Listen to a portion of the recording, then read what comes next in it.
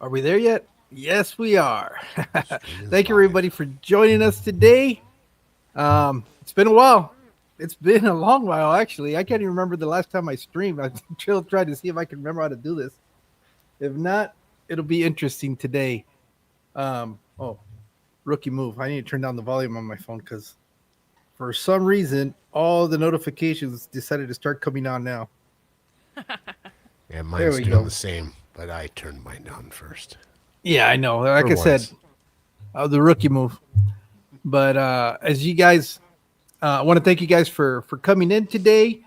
As you guys can see, I have the great fortune of being accompanied by Katie, uh, by River, and this dude that's sitting next to them. He must be the gardener who is just kind of hanging out in the garage. Is that the guy that does your guys' maintenance on the aquariums? Yeah. Uh, would you mind introducing that guy? What's your name again? My name Your name. is Huckab. Oh, Jacob. okay, Jake. My name's Jake. I'm sorry, I'm weird. Not really. Well, no, I want to thank you guys for actually being able to hear with me. I know we Oh, had scheduled this quite a while back, well, then the but baby came. yeah, we were supposed to go live a day before the baby showed up, Yep. and which is the good excuse not to be on my show. Yeah. And I was like, even thinking that we could still do it, and then you were going into labor Yeah. later on. Yeah, So yeah. So I know you guys. I told Jake, you're crazy because he said, "Oh yeah, we'll be there, we'll be there tonight." That's like you're not gonna be anywhere. I said we need to reschedule. I'm glad we did though, yeah. Yeah. because then it would have just been you. And I really don't want to talk to you. I'd rather talk to Katie and, No, and River. for sure. I But you guys understand. are a package, so I got to deal with you, Jake. I appreciate it. But don't Very appreciate it too honored to much be because here, man. I have to do it not out of choice, but but as a condition of the interview. Because I know how to work the equipment. Yeah, Yeah. you Yeah. got a point there. No, but no, seriously, I just wanted to say thank you guys for rescheduling and actually being able to come on. And in a way, it's funny how sometimes things work out because that was also right around the time where my wife said you need to do something about the fish room. So Mm-hmm.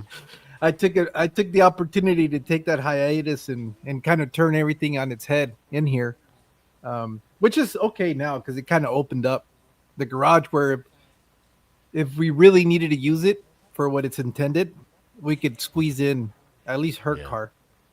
Right. My car's still staying outside. We're still working on that. I mean, we have this section of the garage that's walled off.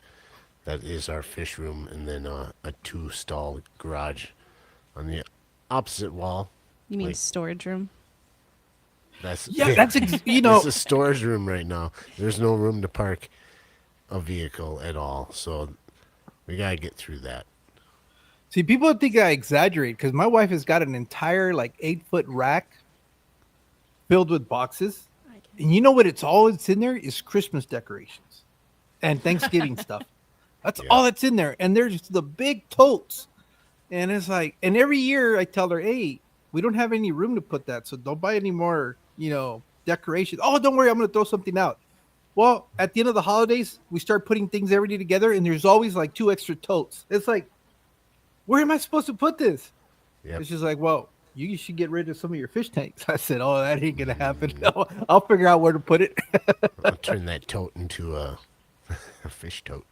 No, what I do is I usually will reopen the ones that she packaged and reorganize them, and You can get an extra 'cause one she'll out of just it. put stuff in there.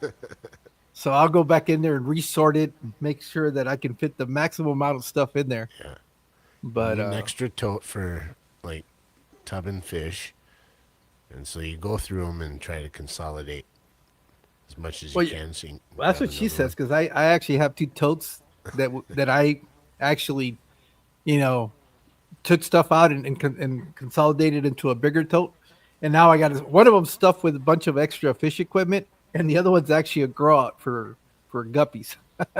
So she comes in here. You see, you're complaining about the extra totes. I said, well, yeah, but I ain't got nowhere else to put them. So Resident Alien is saying that That's you Tommy. can't hear me. I can hear Huh. myself. Katie, can you hear me? Yeah. Thank you, Berto. Or hey, you can hear me all right? Yeah, I can hear you fine.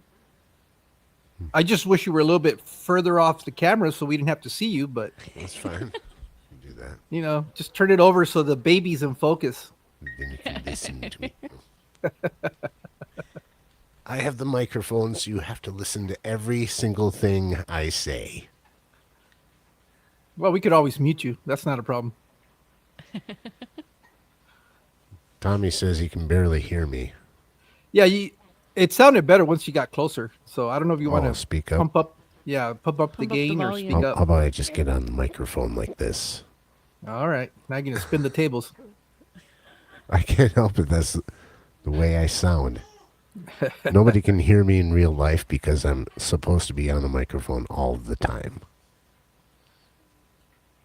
Well, you would think you'd learn how to use it by now, then. Well, anyways, enough of giving Jake a hard time. I only Nah. do it because I know that he likes the abuse. Anytime, I love it. No, but it's all about you guys today. So thanks for coming on. Yeah. I know you guys Thank have you been for on. having us. I know you guys have been in. Oh, you're welcome. I know you guys have been in some other live streams and stuff like that, but I did not come across you guys if it wasn't for Jimmy P.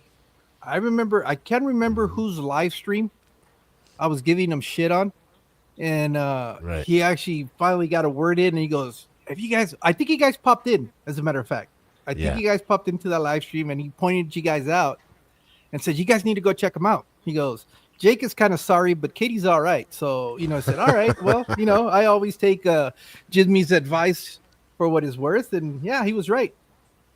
Katie's all right, and you're kind of sus.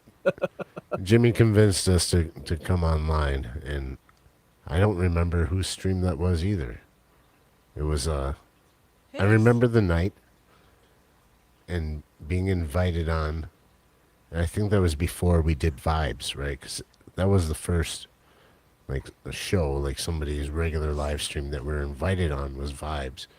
This other one Oh, was okay, kind yeah. of a Berto put says it was together on his thing. live stream. Oh, yeah. Yeah. Yep. That makes sense.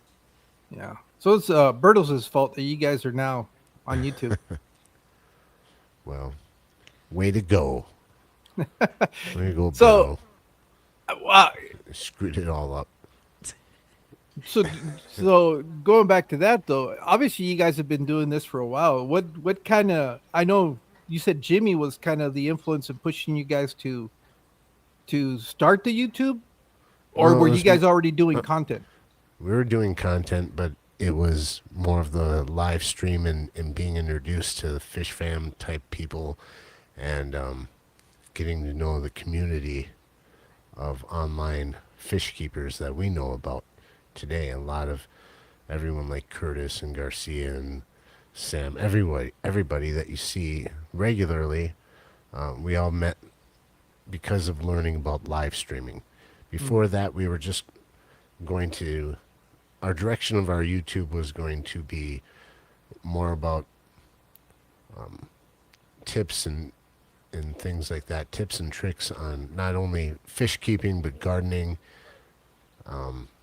indoor plants, crafts, all sorts of stuff, because that was the name of it is the name of our channel, is Hagen Hill Design, and the design part is Katie Hagen, Jake Hill, and this is what we design. This is our life, and it's by design because we're constantly working on stuff, always doing projects together, and we'll do that before we started the YouTube, and the YouTube channel is just supposed to be about that. Sharing on the projects you guys are working around your house. Yeah. Oh, Yeah. cool. So before doing the fish, I mean, did you guys always have the fish room, or was that just something that started growing as you guys were doing the content, or is there in this channel, can you go back to your early first videos and see some of the stuff you were working on, or was it a different channel? It was no, it was this channel, but it was I think started out in ponds. Yep. Because if you see our original logo was white with black letters, and it kind of had some. Cattails. So I think it started with ponds, and that was more. Katie had more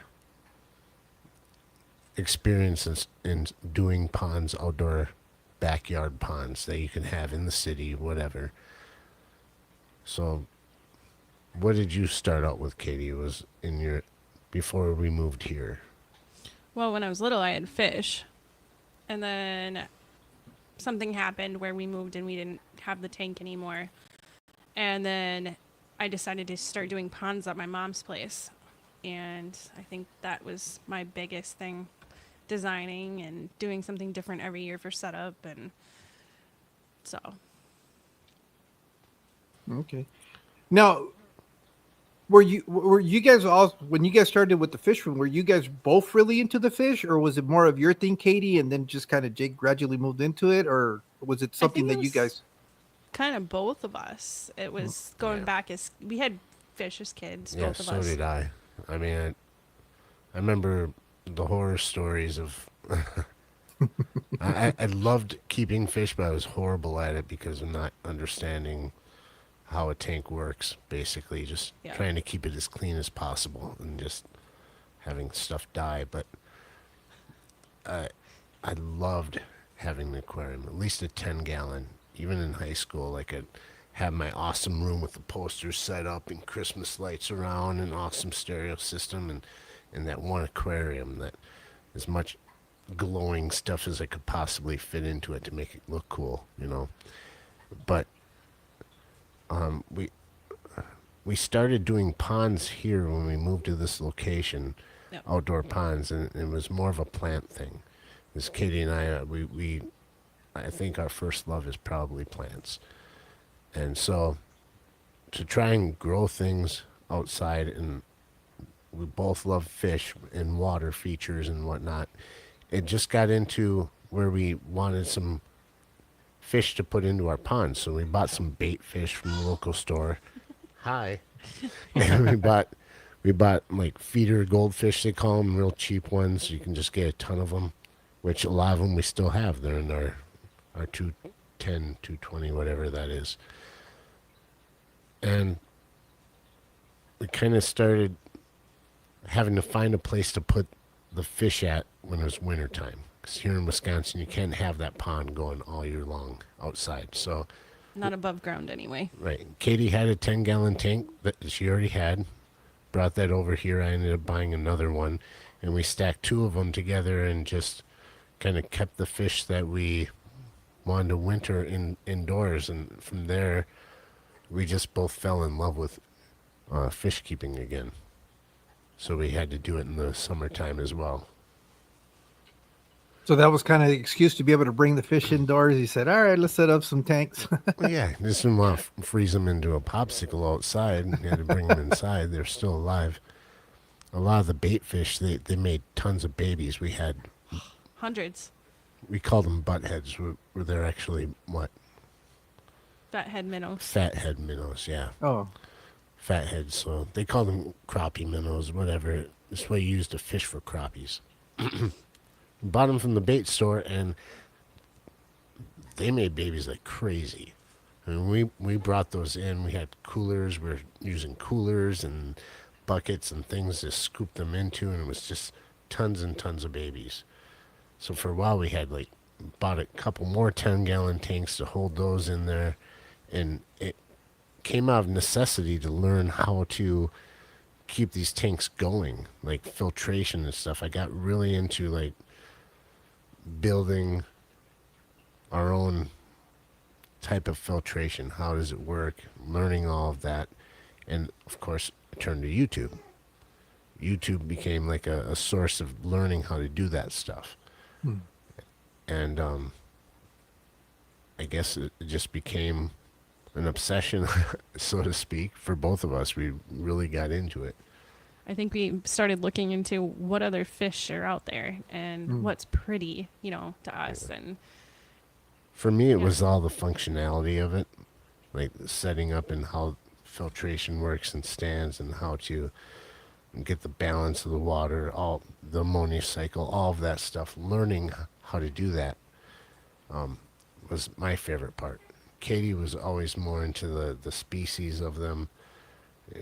She could name them off better than me, and looking at that sort of stuff.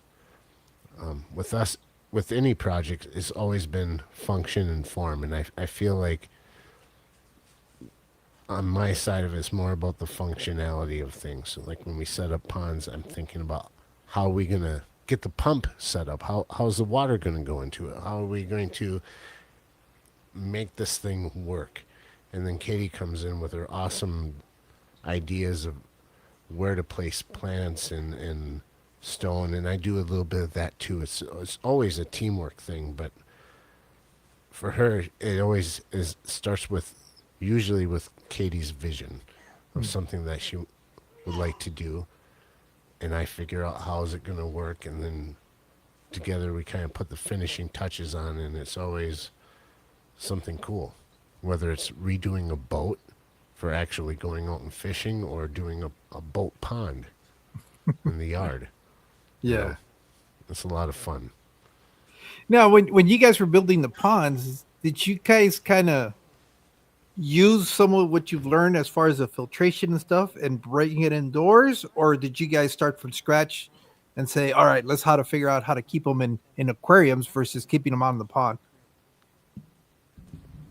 Do you have to tend to the baby? Yeah, no problem.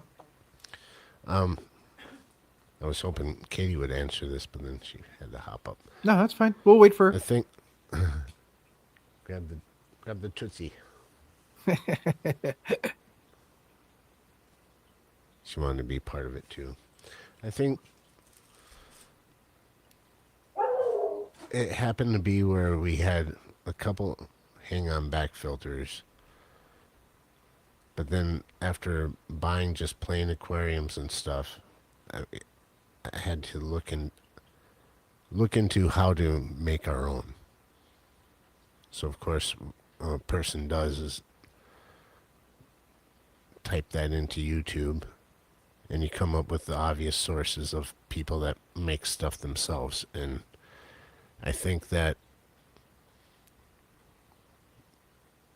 being able to watch people on YouTube progress in something that you like to do as well, it was an influence for me to maybe share anything that I figured out as well. So I think the beginnings of what we were doing outside in the pond and even up till now, it's always been a do-it-yourself kind of thing. And we buy certain pumps and stuff and things like that, but we don't necessarily buy equipment that's made to do what we need it to have done. We Okay. fabricated ourselves. Like even the outside pond, the big one, it's a 5-gallon pail that I rigged up with a pump and a hose and a waterfall thing and the things that I put into the bucket and how I have it arranged. I've made my own filter canister that goes inside there, and I've been using it for years. Our last short that I had about fish poop kind of shows the foam piece that held all the poop when we were taking it apart. Our boat pond, the first time we set it up, Katie had a cool idea to use an old antique bait bucket. It's metal, and it has a handle on it. And we bent a shepherd's hook over the back of the boat, so in the motor position on an outboard motor boat. We had that bucket hanging above there, and it was just a simple water pump in the boat filled with water, pumping up into that bucket, and then would drain out the drain holes. Because in those old bait buckets, they had holes all over the bottom of it, so you could sink it in the water and keep your bait fish alive. So we'd stuff that full of lava rock in the bottom, filter floss along the top, and just have a simple clear hose pouring water into the top of that, and it would slowly drain and rain back into the boat as it was suspended above there. And it was really cool water feature using, what you would use in a boat. And Katie comes up with these cool ideas, and I find it so enjoyable on my part to try to figure out how to make that actually function. And I talk So- too much. Well, no, that's fine. So basically, the ideas come from Katie, and you're kind of the one that has to make them come a reality. Most of the time, I do come up with my own ideas, though. Oh, okay. I have original thoughts as well. He can think for himself once in a while. When allowed to. Yeah. No, that's pretty cool. No, what I was asking as you went to go pick up the baby, I was asking Jake. Well, I was asking the both of you if you guys found it that you took a lot of what you guys have learned from doing ponds as far as filtration and kind of incorporated it into your fish room. So that's kind of what he was answering to that. Now the other thing was, once you guys started doing the videos and started doing content, have you guys gone back and gone into doing the other stuff that you guys were doing, like the gardening and stuff like that? So because I know most of the times that I usually guys watch you is during your live streams and it's us pretty much hanging out and stuff like that. But I guess you guys are kind of limited as far as the seasons, right? What you can do outdoors and what you can do indoors. I keep Yeah. forgetting that not everybody has our kind of winters. But yeah, we have the outdoor stuff. It just this last year was a little bit harder to do much of any kind of content, just from Katie being pregnant and having the baby at the end of August, and it limited us being able to work together on those types of projects. Of course. Well, you guys were also having a lot of, I guess you could say, life-changing events going on too. Well, So yeah. Well, it's just between me changing jobs, which was, early fall, end of September, but it was a pregnant woman. Well, at least a pregnant Katie doesn't have the same kind of run around energy that she normally does when she's not pregnant. The fact that we went through having a baby and learning how to Balance. for Katie, just both of us learning how to be parents together yeah, with the type of time that we used to put into things. We found that we'd lost a bunch of that to put it towards something else, being our daughter, which is wonderful. But just learning how to deal with that and make those changes, we just didn't take the time to focus on YouTube much. And you can see that in our catalog. It just kind of dwindled away a little bit. But we keep on working on stuff. And this fish room has gone under a lot of changes. I think it'd be cool to put some kind of a tour video out to show that. But I think as far as going back and going through what our original content used to be about and trying to do that again, it might change a bit. yeah, no, it's understandable. You guys haven't been doing this long enough. Well, not that you haven't been doing it, but sometimes life just gets in the way of stuff, and that takes priority. I think you guys are kind of very similar to the way you guys deal with YouTube as with a majority of us. This is really a hobby. It's not something that we're doing for the sake of making it a source of revenue. I mean, I think more of it is to share what we've learned, and along the way, just kind of share some of that stuff. And so it's like I don't know I think I'm going coming up on either year 3 or year 4 of doing this, and probably the last 5 months, it's just kind of been like there's like a burnout, Yeah. and it's not that I'm not doing anything, but like when I was doing some of the fish room stuff like that, I would just get into the rhythm when I would walk into the garage, kind of look at what needed to be done, started tackling that task, and then go, "Ah, I don't want to stop doing what I'm doing and set up a camera and try to document this. Mm-hmm. So it's just, and then it gets to the point where it's like, well, there's certain stuff that I just kind of like to have for me. This is my hobby, so Yeah. it's just stuff that I'm doing. But I think really what it was just being busy. You get busy, you get caught up with stuff, and you come in, you got something to do. You may have an hour or so to get it done, and if you try to set it up and record it, it's kind of like, well, now out of that hour, I've maybe got 45 minutes, and then it's not really Yeah. 45 minutes because then you got to break all that stuff down and put it away. So Yeah. you just forget. Well, You decide YouTube's not to deal hard with it. work, man. To really be a regular thing, I mean, you gotta have to have time to do it. Lots. If you're working a job and you're having kids or whatever, you're just living life. It would be nice to just have someone follow us around with a camera Mm. and edit it together, whatever you have, and just put it out there. I don't care. That'd be fine. Because then I could like actually share a lot of the stuff. Because I've done a lot of work out here, but I haven't taken the time to film it like I wanted to. And that's the whole part of sharing it. If we want to do this YouTube thing and be able to share and share to a lot of people, I guess you're gonna have to take the time to do it. And that's the one commodity that we only have a limited amount of is Yeah. time.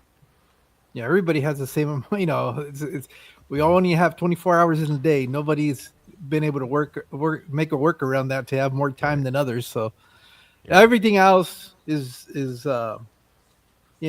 varies, but time is the same for everybody. Yeah. And So you prioritize. So mhm. I mean, as much as I would like to, and we both would like to do a lot more of content creation and putting things out there for people, certain other things come first, and it's just a thing that you have to deal with. Yeah, I wouldn't it's trade like it. I just think back. There's no way in hell I would be able to do this if the kids were still at home. It's just family just Hmm. takes up, which is fine. That's why you have a family. You have a family to enjoy them, not just Right. oh, there you are, go do this or whatever. Um, but even now that it's just me and my wife, if I've been guilty of getting a little bit too carried away with doing this stuff that it'll be to the point where she's like, hey, well, what about us? You got to have Hmm. a balance. And it's so true that it's just you need to, not just in your aquariums you need to have a balance, but in your personal life you gotta. So Yeah. I've made a conscious effort to kind of not let this overtake my time. I do enjoy, one of the things that I really enjoy about this hobby and the opportunities that it's granted me is being able to talk to people like you guys and a lot of the Yeah. other people that I've met along the way. Because the reality is, I don't get to talk about fish with nobody else other than you guys. Those You guys are Yeah. the only ones in my life, and I mean not just you and Katie and Jake, but I mean Right. everybody else in the chat that I hang out with and that we Hmm. do stuff with together are the only people that I could ever kind of say, hey, guess what, the set of mollies that I had back there, they finally had fry, and you guys were like, cool, you guys would understand what that's all about. Right. I go talk to somebody at work and say, hey, my fish had fry, they'll be like, what fries, did you get a Yeah. burger with that or what? Yeah. Fish fry this Friday.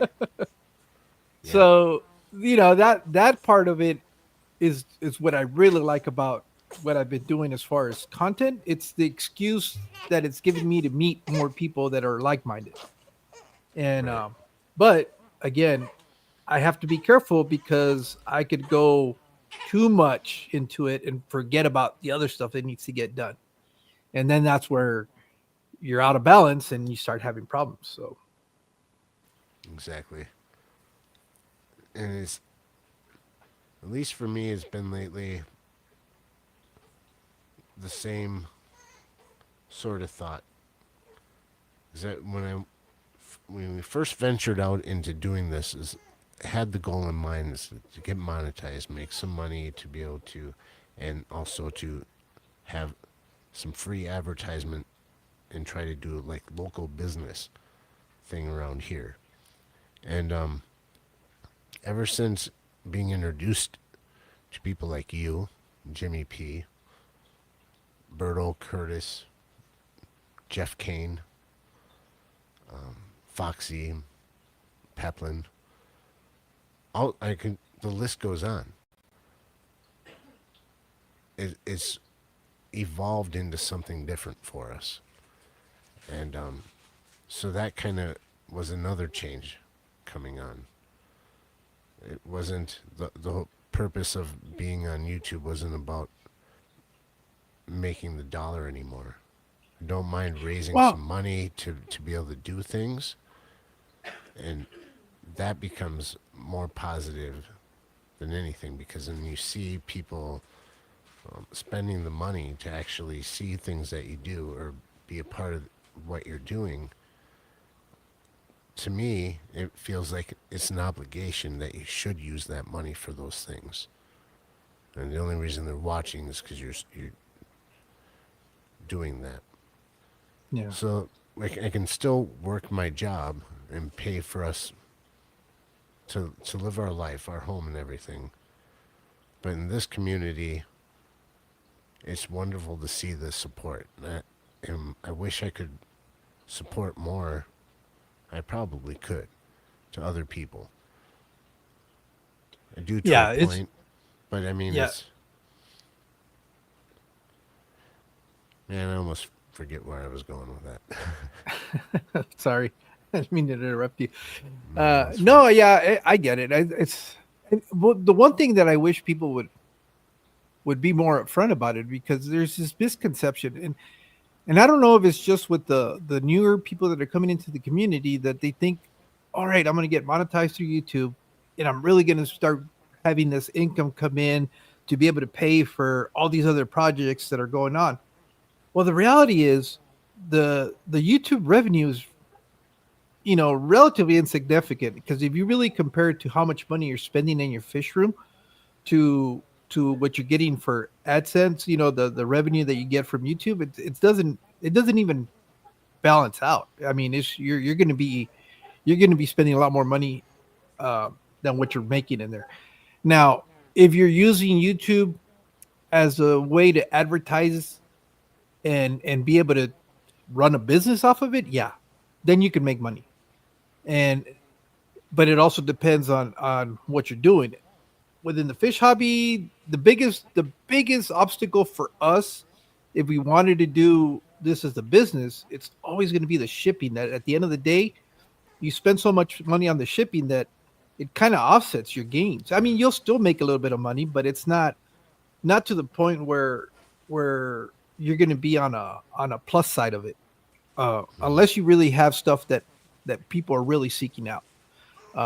That's why a lot of times they tell me, well, why don't you join one of the auctions? Because yeah, but what am I going to do? Put some mud guppies that are going to cost you $2, but the shipping's going to be like $30 to ship them. It doesn't make any. Right. To me, it doesn't make any sense. So I'll sell some of the stuff here locally and stuff like that. But again, it's not. I'm not doing this for revenue because the revenue is non-existent. Um, I think really what it is for me planning for the future, and I've always said this. There's going to be a point where I'll retire from my job, and I'll have that extra time to be able to run a breeding fish room, and then at that point, maybe I think at that point I'm starting to make enough relationships with some of the quote unquote local fish stores because for me, local is a 3.5 hour drive. to go to the nearest fish store and That's start further building a than rapport us. with them. Yeah, start Yeah. building a rapport with them where I can schedule like a monthly delivery, and then maybe at that point, I might be at a point where at the bare minimum, at least I'm going to be making a little bit extra to buy newer stuff.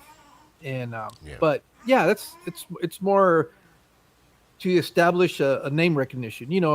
Like a lot of the big channels that we know. Whether it's Lucas Brett's or KG Tropicals or Aquarium Co-op, who Hmm. have used this as a source of a ad, free advertisement for whatever it is you're Platform. doing.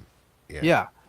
So, and it's time too. Most all those channels have been on for more than 10 years now. They've all, you one of the biggest things that I always like to tell people is there's no shortcuts. I mean, you could think that there's shortcuts, um, but the reality is, at the end of the day, you gotta put in the time. There's no ways around it. You gotta put in the time, Hmm. and eventually, if you're smart about it and you go about it in a professional way, yeah, you will see a return on it, but it's gonna take you a while. I mean, you're not Yeah. gonna gain success overnight. Not usually. That's like a lottery thing. Yeah. Maybe one out Even of a in the long thousand. run, I mean, even if you go, person goes viral on something, is it a flash in the pan? It's a fluke. I mean, it can be a trend that lasts for a little bit. It isn't a steady moneymaker. It's not a career move. And I don't think I'm interested in making a career out of just YouTube. YouTube Y- to me is almost, i- if not for the community, is also a hobby.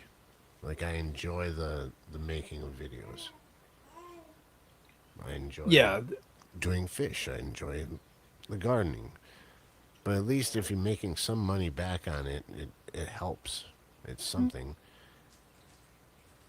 and yeah, that's where the community thing comes into play. Where it's like you give the people the option if they want to, they can. Great. But at the end of the day, it's not about the money. It's about these sort of things, getting to know each other. And I would like to do more of local stuff around here. Like I think about like how many people in our town actually like to have aquariums. I don't know. Well, I think in the last year, the people that have come into my store looking for fish stuff because they can't find it anywhere unless you go like an hour away or Amazon and have to wait for it. There were quite a few. I was surprised. Right. There's no clubs around here. It's not mm, talking much. So that's kind of the another shift for us is I would like to use our channel and through Facebook, through the community that we know locally. Because Katie and I know a few people around here. I mean, it's a small town, so everyone knows everybody. And to see what kind of interest there is in keeping fish. And they can come watch us. We can introduce them to other people, including yourself. And that's how we grow a community in something that we're interested in. I find that intriguing, anyways. Everyone talks about having these shows, these meets, and things like that. Well, it's not always possible for everybody to meet at one location physically. That sort of thing is awesome, for sure. But through YouTube, through online streaming, whatever the case, it's such a grander scale of that. yeah. She's laughing. Yeah. Oh, yeah. No, to me, like I said, the one thing that I value the most is the acquaintances and the friendships that I've made in the course Definitely. of doing this. That to me, um, has been the biggest thing. Where on any given night, I can go onto YouTube and more than likely come across somebody that I know that's going live stream. Probably hang out with them if I wanted to, Hmm. and so that to me is priceless. There is no value on that because there's No, no other not way at that I all. would have been able to do that. There's no way that I would ever come across paths with you and with Jake and Katie if it wasn't for this. And it really was because somebody said, go check them out. And because other than that, I don't know how long it would have happened that I would have organically been able to find you guys. Um, Right. so there's a lot of that stuff that I really like, and I think Yeah. for the most part we all do a really good job of when you find something that's interesting and we share it out. We're not very possessive when it comes to that. Right. And that's one of the things that I really like about the community is just kind of like, hey, have you seen so and so? You if not, go check them out. And it seems like there was more of it during the pandemic, and then it kind of died off. But I can see it bouncing back because Yeah. one of the things that I do a lot of the times is, especially when I'm working like graveyards, is I'll get on there and I'll start just looking, just type in random topics related to the hobby, and then I'll come across a lot of new channels. Actually, one of the most recent channels that I recently found is this young lady from Australia. Her channel is Sarah the Great, and and it's funny. She has this personality. I could tell right off the bat that she's not new to creating content because she's very comfortable in front of the camera, but she's relatively new to doing our side of the hobby. It seems like she comes from the plant side of it because she knows a lot about plants. Mm-hmm. But she's been doing like a lot of DIY stuff. She built like some raised garden beds, and then she did a little outdoor pond, um, and some rain barrel collection things. And so she does a lot of these things. But one of the things she doesn't take herself very seriously, and I like the fact that halfway through the job she'll pop out a beer. She goes, "Oh, it's beer time." Yeah. That's So cool. she's very personable, and it's been fun. I've been watching her, but it'll be interesting to see where her channel goes. But it's entertaining, and I found that, and I've come across some other content creators, but she stood out that much just because of the personality behind it, and it's been pretty entertaining. Is she having a ball over there? Yeah. Good.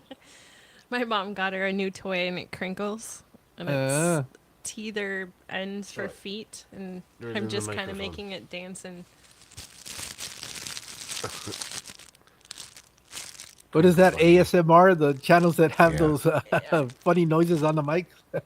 Crinkle Bunny coming soon. Yeah.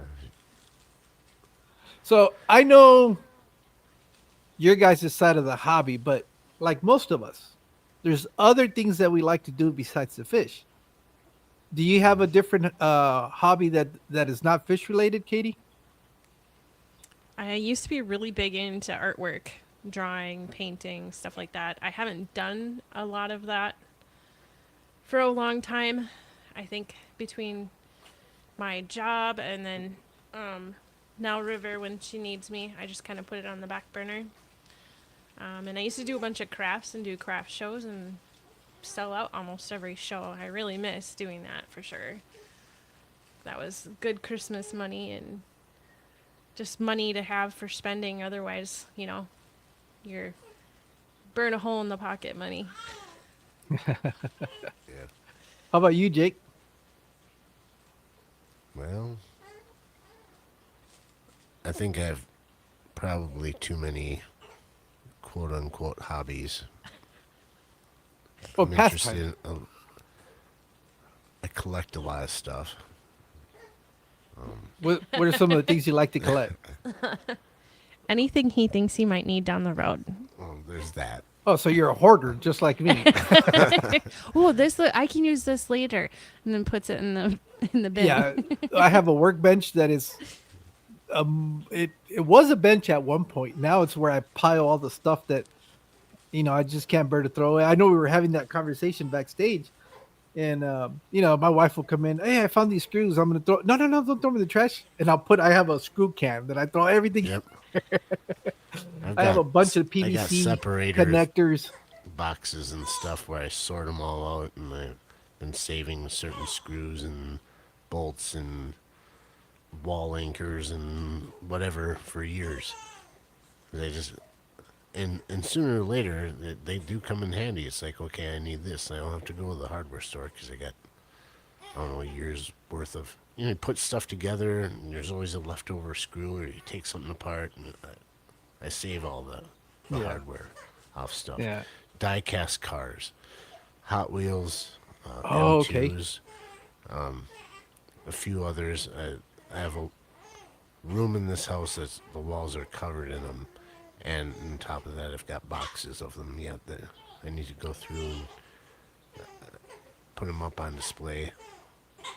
How old Some is of the Hot oldest? Wheels. How old is the oldest car that you have? I don't know. I never really. There's a few older ones that people have given me, and I think they're probably from the 80s, but most of my collection is the last 5 years. Okay. Just buying stuff. Do you have any of the cars that you had when you were a kid? No, not anymore. I don't know whatever happened to them. I used to like the Lamborghinis and stuff, but I loved Hot Wheels. And it's just something I kind of do. I collect them for my son. At least that's why I say that I do. But it's partly for me too. Yeah. I remember when I was a kid, there used to be the two big brands for Hot Wheels and Matchbox, but I forgot Yeah. which ones are the ones that actually retain their value more. I don't know. I think that Hot Wheels has probably got a higher demand. Well, I know for a fact they kind of corner the market now because you don't see Matchbox anymore. At least I don't know if they're still Oh, a no, thing or they're, not. They're still out there, Matchboxes, and I think they're both Mattel anymore now. Oh, okay. Yeah, because I remember one of them They're would same always be company. better built. It seemed like the cars were sturdier. You know, they just seemed to be built a little bit better, and the other one was a little cheaper. And Yeah. because we used to crash them, we would take them and actually run them against each other and see which ones yeah. would fall apart first. And Well, usually the Hot Wheels were completely metal. I mean, everything. And then Matchbox, I think, had a lot of plastic bottoms, sometimes plastic bodies, and they're a different thing. I think Matchbox does more like, I don't know, utility stuff, and Hot Wheels is always in the faster cars, big trucks, fancy stuff. yeah, I remember as a Wants to kid eat. always wanting to have the suitcase carriers where you would put all the little cars in there. That was like a big thing when I was a kid, at least. And I remember going, man, I used to dream, that in Christmas I'd get one of these things to be able to put cars in it. Oh, That for never sure. happened, but that was okay.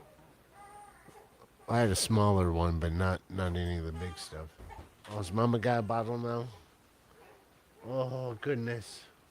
You think you're going to starve to death? Yep. I'm going to die. I'm going to starve. No. So you do the cars. What else do you collect? You got to Like- collect records because I know you do music. Yeah. I've got a lot of vinyl. Not, at least in my mind, it's a lot. It's a small collection compared How to many a lot of crates? people. Because I know you used to DJ, right? Yeah, but I did, when I got into DJing, it was a lot of CDs and then. Oh, that's right. transferred I into keep forgetting. MP3. What year were you born? You're like 20 Se- years younger than me. I'm 79. Oh, okay. Well, no, not that much younger. Only 7 years. Oh yeah, so you were around when there was a thing to carry the egg crates full of records and I got records. I got 45s. I love my 45s. A lot of Beatles stuff I got from my uncle. He's a huge Beatles fanatic and knows more than anyone that I've ever seen about Beatles stuff. Well, of his records, I don't have the sheaths for him anymore, the sleeves, and my uncle's name is written in black marker on every single one of them. Because when you bought them, that's what you do, is just make sure that's my record. So that kind of defaces the value a little bit. And they weren't taking care of the best, but they still play, and I love them. And They're fun to listen to.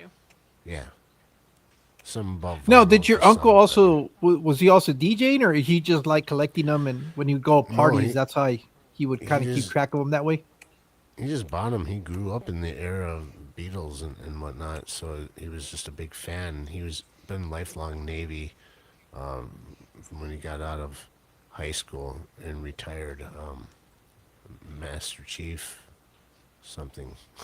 I'm trying to remember, but he was, you know, high end up there. He's a huge music fan, and him and I are kind of kindred spirits in that way. And-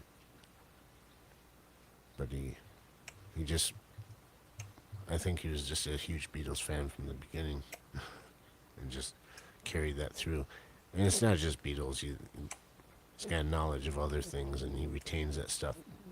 Almost like Rain Man, he just knows all these facts about things. Like we had a Beatles cover band at the fair here years ago. And they were good. So I decided to take some video on my phone and send it to my uncle, and he lives in California now. And he's like, yeah, they're pretty good for a right-handed bassist. He saw right away. I mean, it was like instant. As soon as I sent it to him, he had a reply because he noticed that the guy playing Paul McCartney was right-handed and Paul McCartney was left-handed. So it's just things like that. He's just like, boom, on the spot. But he, when he went into the Navy, he gave a bunch of his records to my dad, and I grew up listening to him. My brother, I have an older brother, he's 8 years older than me. He was usually in charge of stacking the records. You know, he put that arm over and you could stack like an inch of 45s, and they would just keep dropping down. So you could keep the music going, home record player. And my parents, they, you know, a couple times a month, turn off the TV in the house, and it's time to listen to music. They'd be drinking beer and tomato juice, you know, sitting at the table together talking, being a couple, and us kids would run around, make tent forts on the couch, and keep track of the record player and make sure the records kept spinning. And if dad or mom had a request, be like, hey, play that one. And, you know, a couple times you have to play the same song like 3 or 4 times because dad liked it so much, or mom did. And I still have those records in my possession. So like when I play them and I handle them, it's from my earliest memories. I know those labels like the back of my hand. So it's fun when I listen to them. I know that sound. I know where the clicks are. There's a few records where I know where the skips are, and they still have the skips. My brother was so good at it. He'd sit there and wait for that skip to happen, and just barely touch the needle and get it past the skip. And I remember like that song part was coming up, and he'd go dashing over to the stereo because he knew it was about to skip. And they still have those skips and all of that. So it's very, I don't know, I forgot the word, memorable, but nostalgic. Yeah, very nostalgic. Well, it's crazy that you actually, even because I know when the new technology came out, because it happened relatively quick. Because I remember going from records to 8 tracks to cassettes, and then cassettes were like the big thing. Oh, And then I after have a lot cassettes, of you had cassettes. CDs. You had CDs, and then when CDs came out, everybody said, "Psh, that's it." You Rich know, people had CDs. Like I had a rich friend.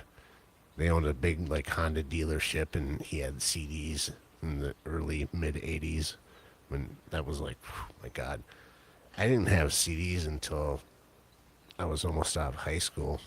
And we finally got a CD, and my first CD was Pink Floyd, Dark Side of the Moon. My mom bought it for me. And then, you know, 18, 19 years old, in my 20s, I started getting into those record clubs. I'd get a ton of CDs for like 12 of them for a penny or something, you know, and then you'd sign up for all of that. the So, Columbia House, whatever it was. Yeah. With the Yeah, stamps. Right. man, I remember I owe those guys like hundreds of dollars. Well, my mom got into them when I was young, so that's why most of my vinyl collection came from my parents. They don't listen to them anymore, so they gave them all to me. So a lot of those records growing up, my mom would get them in the mail, full size vinyl records, and learned about a lot of different types of music then. There was a lot of songs I remember that I thought my mom would put them on and she'd sing along to them. I'm like, oh, Mom, come on. Like, I don't want to hear that. And I find myself, I put them on now and I'm like singing right along to them. Just like belting it out. Some Air Supply, you know. I was the God, same I way with hated my Air parents. Supply when I was a kid. Like, it was just like, Mother Love. And it's just like bad. Like, I put it on now and just like crank that. I just put an Well, Air you know that Supply what on. I was getting at. The crazy part is, for the longest time, you couldn't find vinyl records anywhere. Nope. Right. And the other day, we were shopping at the local store here, and they had a section where they had vinyls again. And I'm like, Oh, oh yeah. God, they're making a comeback. As a matter of fact, I think what caught my attention was they had this real um, small like record player. It was real slim compared to what you used to buy, almost like just a turntable.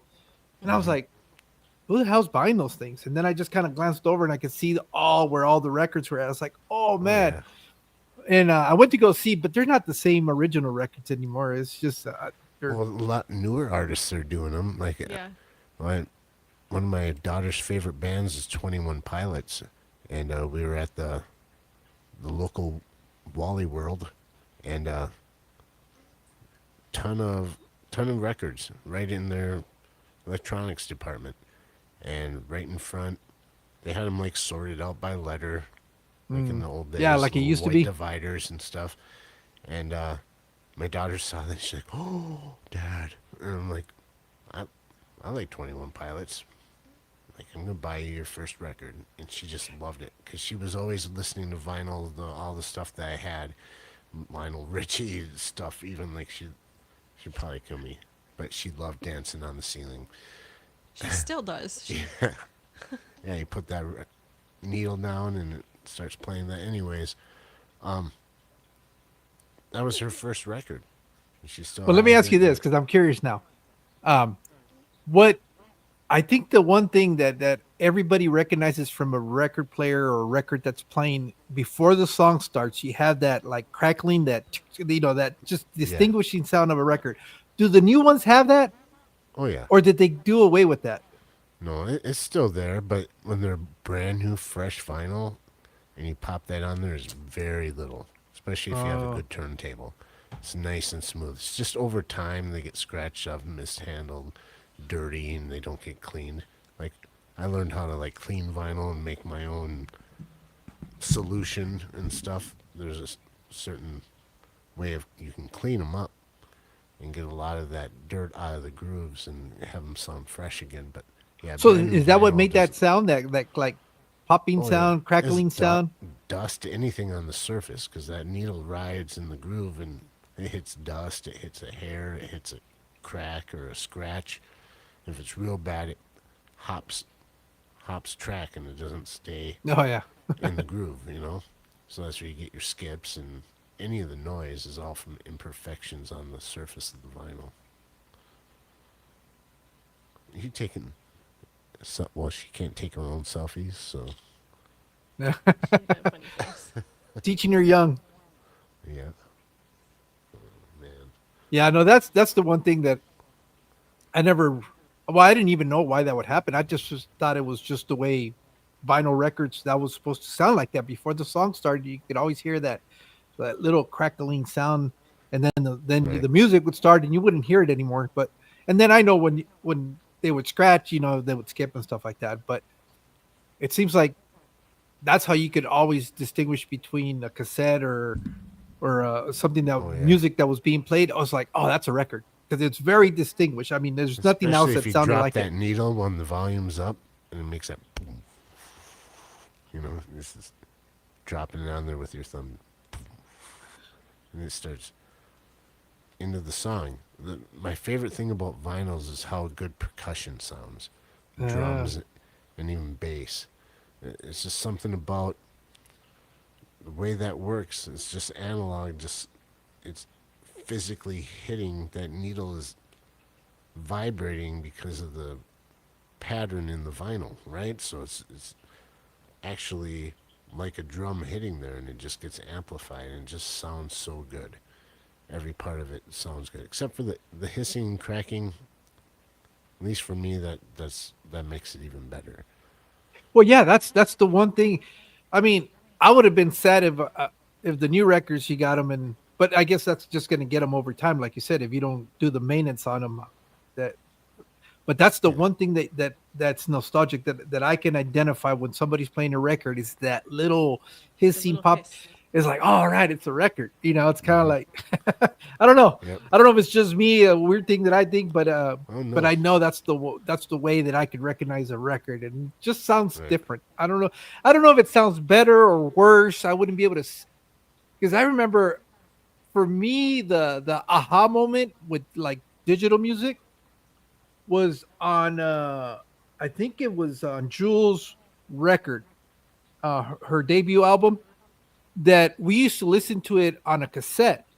But the first time I heard it on a digital format, it was the strumming of the strings where the fingers would come back up that I would never hear it on the cassette. And on the Right. digital, it's like, what the hell? That's you picked up Yeah. those small the fingers sliding on the strings of the guitar. They sometimes you wouldn't pick up on the cassette music, but on the digital recording, it was very clear and it really CDs changed the were sound of the awesome. music. Huh? CDs are awesome. They're having that pure digital sound in crystal clarity. Any audiophile would love that. And it's just when we traveled into like compressed digital formats of files instead of on a disc, the convenience was there because you got into like BearShare. What was the first one? Napster. You could just go online and you like. I loved my friend's house because he had high speed internet. LimeWire. Yeah, LimeWire came after that. My friend had high speed internet. Cable modem was like, oh my god, you have cable modem. All of us are on dial up, and it takes Yeah. you a full 24 hours to download a song. This guy does it in 3 minutes, and we were thinking, oh my god. Now you download songs is like half a second, Yeah. but the convenience was there, and you could like any song you wanted. Now it's all streaming. Like we pay YouTube Music, and I can listen to any song I want for I don't know. It's not a commercial for them. I don't know the price anyways, but I'd rather pay for that than pay for TV because I listen to music more than anything. But there was something lost in the digital transformation, and especially when it comes to like MP3s. Good quality streaming music is nice, long, close to like digital formats like the CD. But downloading those MP3s, I had all sorts of them, and I still do. The quality is not there. Hmm. I remember though the coolest thing when you got CDs for the first time, especially if you were used to listening to cassette tapes. The lyrics. It's just like DVDs. You could just hop to that spot. Yeah. You're like, I want to listen to that track. I don't have Yeah. to sit there and hit fast forward forever. Or it was too far gone, you flip the tape and you can get to it faster if you use rewind on the opposite side. You know, because Well, fast forward doesn't move as fast as rewind. remember the twirling of the pencil? You put Oh, it. yeah. You're sitting there trying to rewind the tape quick. Yeah, I'd take apart cassettes because some of them had screws. I'd pull them apart and I'd transfer the tape from a different one that broke or whatever and put it inside that tape cassette and make sure all the heads were clean. And I love tapes. I still have all of them. Yeah, I the have worst the was when mixtapes. you'd be playing your tape and then the cassette player would decide to eat it. Yep. Yep. And then it's like, oh no, you're pulling out all this Right. tape out of the deck and it's like all crinkled up. You got your Walkman. It's like all Oh, the their batteries are songs good sound low. like slow motion. It's like maybe I should change these batteries. Yeah. Everything's Start eating your tapes. Yep. Yeah, all that went away with digital. it's cool to see the vinyl coming back though, because Yeah. it's like Yeah, well, it's like I said, almost like it's just faith in there's humanity. something. I think you nailed it because I think it's more nostalgic. It's just kind of takes you back to a certain time when you remember hearing it for the very first time, and there's just I think it's more sentimental than anything else because to say that well, but there's certain sounds that just sound better and grittier on a record Yeah, than when it gets cleaned up and put in digital format. I mean, I'm a true believer that just it just sounds different, to and me I don't it's know if more it's of a because direct. It's more of a direct transfer of sound because it's like the sound goes through the microphone, vibrates the thing, and then it vibrates a writing needle on that blank how they make the records, and it's just a direct transfer of frequency to me. It's not transferred into ones and zeros information that has to be coded and decoded and put back into analog form because our ears are analog. Our ears aren't digital. We don't yeah. hear the ones and zeros. We hear the waveforms, the pulsation of air against our eardrum. Comes from the speaker, and when you have a vinyl record, it's more of the natural what's vibrating that's making the sound. The needle's vibrating. There's no encoding, decoding involved. Yeah, but yeah, no, that's it's I'm a interesting, and nerd. when I saw that, I was like, it almost made me want to go out and buy a another record player, Oh, I and do for sure. You have a and record player. It's worn down. It's way the tone arm. It's like from when I was in middle school, and it was like a Quasar family home center, all in one thing, and now it just sounds garbled, especially newer music that's got more bass and stuff in there. Every time the bass hits, it's like something with the tone arm. It distorts and goes boom, boom, boom, and I can hear it. Everyone else is like, "Yeah, it's a good song," and it's like driving me up the wall because all the notes are distorted. so growing up, did you ever think about working in radio? Because you Oh, do for have the sure. voice, you do have the voice. I would love to. I helped out at a radio station for a little bit, but I didn't get paid for it. But I would have loved it. Maybe what you can do is now that you're doing content create is kind of do a radio station where you get to play the music you want, and it's just like if you were in a DJ booth at a radio station. You know, you can do it out of your fish room, There and you you'll go. have your hour where you just wow. The only problem is the copyright. That's the only thing that would Yeah. Yeah, the really copyright bite. gets you. Yeah, but man, that would be so cool. I was thinking of doing more since we're so pressed for time for doing video and content lately. I'd like to do more of just something that we're doing in the fish room at the time. We get to record it, and then all I gotta do is chop it up, which is quick and easy usually. Just cut out the bad spots, and then do a voiceover, and just talk over top of it. And those usually, the couple that we've done, it works pretty well. Yeah, I do have a face for radio. No, well, and Craig's here. I know that when he didn't care when about monetizing videos, he would be having music in the background. But I don't know if even if you don't upload, because he would just do a live stream and have whatever he was playing, but he would never upload it at the end of the live stream. I wonder if you still get dinged by YouTube if you were to do like a live stream for an hour where you pretend to be a radio station DJ, but you just never upload it. Well, we did that live stream, which is it's off of there because it like freaked out and deleted it. It was just Katie and I playing darts, drinking Yeah, I some remember that beers, night. and I had the music just blasting here. I didn't care. I'm like, I don't care. You guys are coming on live. This is what we do. And then I had a few people looking out for me, and Jeff Kane said, "Oh, you got flagged. Shut it down. Shut it down." And I'm like, "Okay," and I just instantly deleted it because I didn't want something your blocking channel or getting banning our channel Yeah. altogether over it. man. That'd be. I don't know why they wouldn't allow you to do that. Where you just you just don't upload it. It's a live stream. I wonder if Rumble will let you do that because I know there's a lot of stuff you can Right. do on Rumble. I don't know if Tommy's here. Yeah, I've I'm seen on- him. There he is. But I don't know if that would be a thing. That would be kind of cool to set up. Like if you're like in a radio Oh, yeah, station for DJ sure. booth and you just play your whatever forget about taking requests. Play what you want to play and listen to it.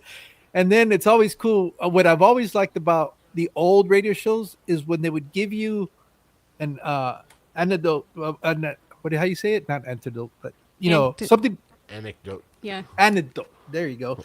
I'm sorry, I About have to that, step away for a sec. about the song or about the artist or something like that. No, that would be kind of cool. Well, Jimmy P used to have a channel, and I don't know if it was considered live stream or if it was pre-taped, and then he put it out, and he used to play music like DJ, like the old music. Oh. I don't know Nobody if there wants to hear was- the Roaring Twenties as a Well, as a no, radio not station. that old, but Well, that's when But he was young. was that before there was copyright on YouTube, or Well, if he was, yeah, because Jimmy's older than Earth, so yeah, there was no copyrights back then. I think he Jimmy said he invented was- copyrights, to be honest. he did mention he was going to try and get back into it, so I'm wondering how that's going to work out. Yeah, If there's got to be for a being platform that'll flagged. let you get away with that. I don't think YouTube's going to allow you to do that, but I don't know if Tommy got back to me on the whole Rumble thing. But I know you don't get censored for saying crazy stuff, but music is a whole other, it's a whole other, animal. But That's- it'd be worth a try. Yeah. I wonder, not even if you probably did a members only, because then it's not really necessarily going to everybody. Because you know how they allow you to do members only live streams. I wonder if you could get away with it there. You try it, and we'll find out. Yeah, you know what I am, because I'm coming up on my birthday this month, and I think I'm gonna do that. I'm gonna do like a birthday hangout, but it'll only be members only, so see what happens. And I'm gonna just have live music, not live awesome. music, but I'll be playing music and see what happens. Maybe I won't have a channel anymore. Yeah. So hey, Tommy, I know you're in the chat, but will they ding you for copyrights as far as playing music on those things? Do you know? Because I know Rumble's a little bit different. We'll see what he says. But Yeah, I haven't tried. We have a Rumble thing. Did you already say? he says no. I don't know if he says no, he doesn't know, or no, they won't. They don't care. I don't remember if I've disconnected it now, but for a while, in the beginning of our channel, we had Rumble at the same time, and I had just had it set up that everything that I put on YouTube automatically went onto Rumble as well. Okay, he's saying there's That's no funny. issues. Yeah, he's played other videos and stuff on there. So maybe I do have a Rumble account. Maybe we do that for the birthday party.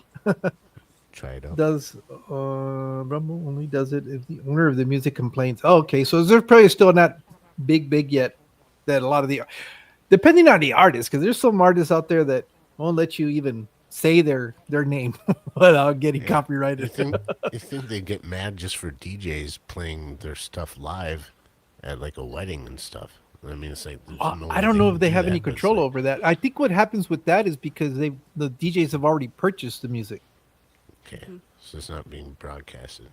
I Well, guess. if I play stuff on Rumble from my own personal, like actually purchased stuff, the records that we have and the Well, who's to say ours wasn't pre-purchased anyway?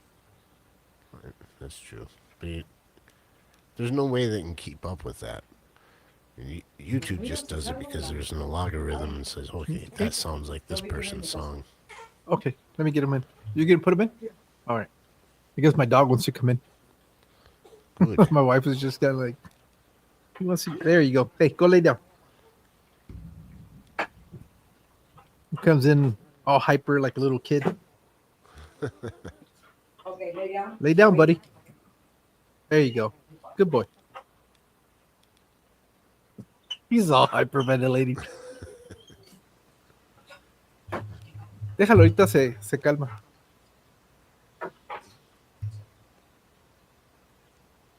Chaos has entered the room.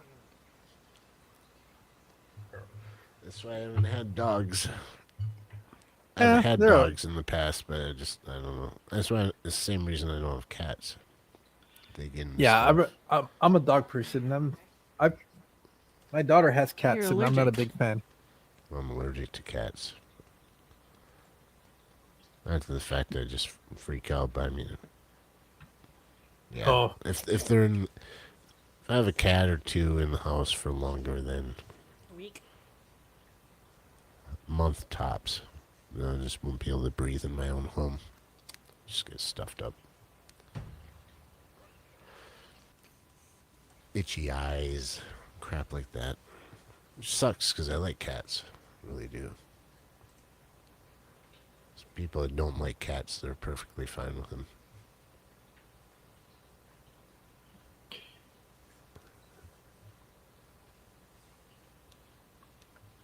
Let me see.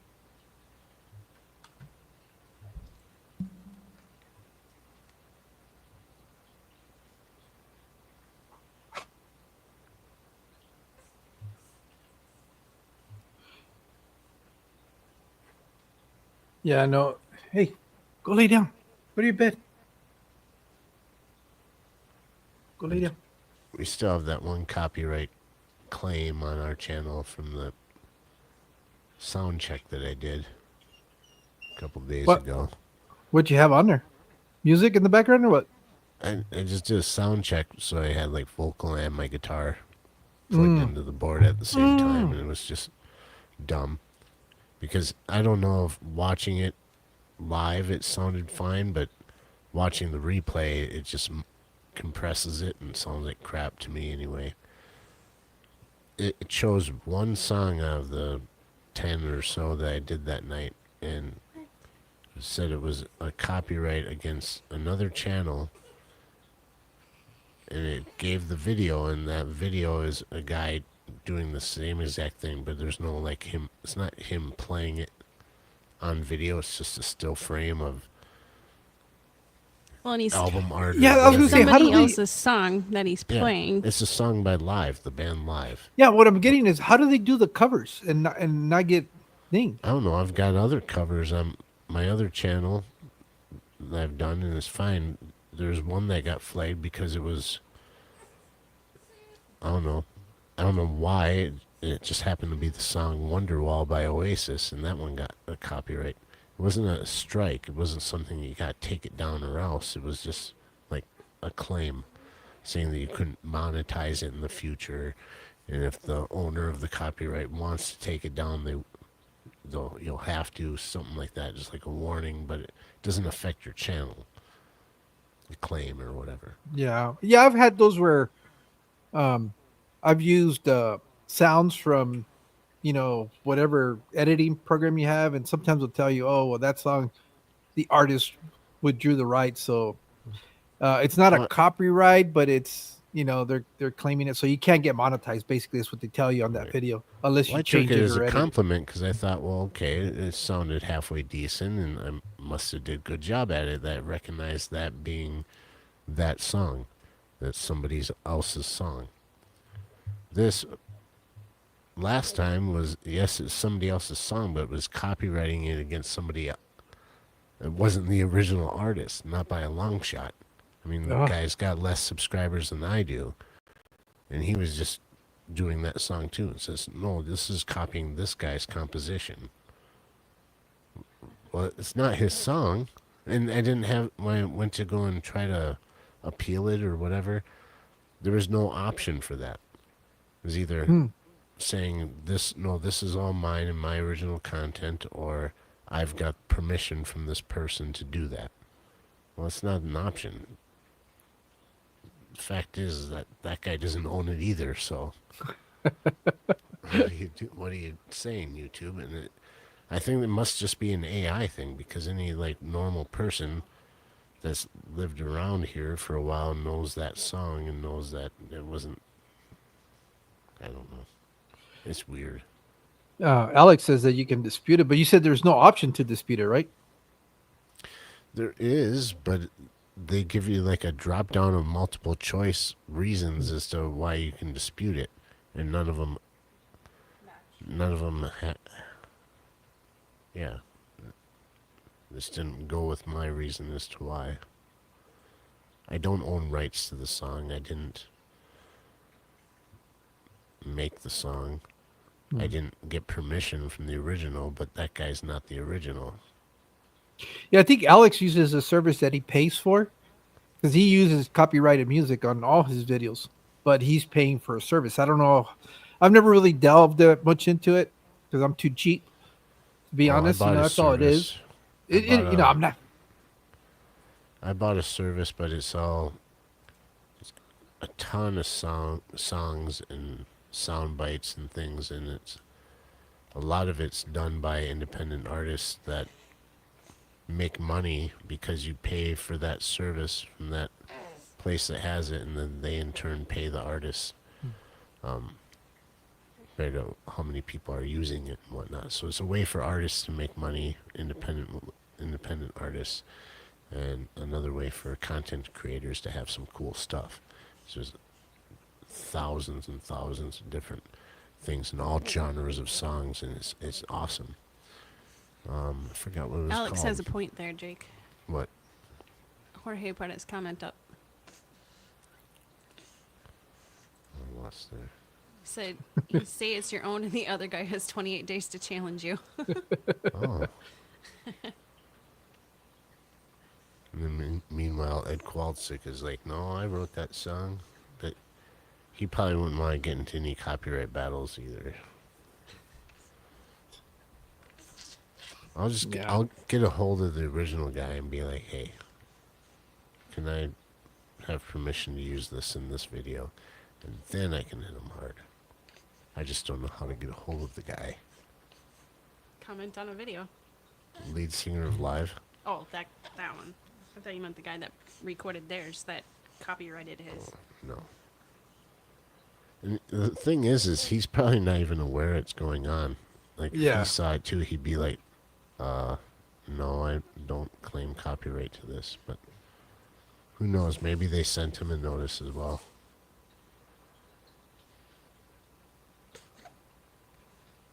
Yep. So we know you do the die-cast cars, you do the music. Is there anything else that you like spending your time on? You were into artwork too. I was when I was younger. I still like it, but I don't make time for it.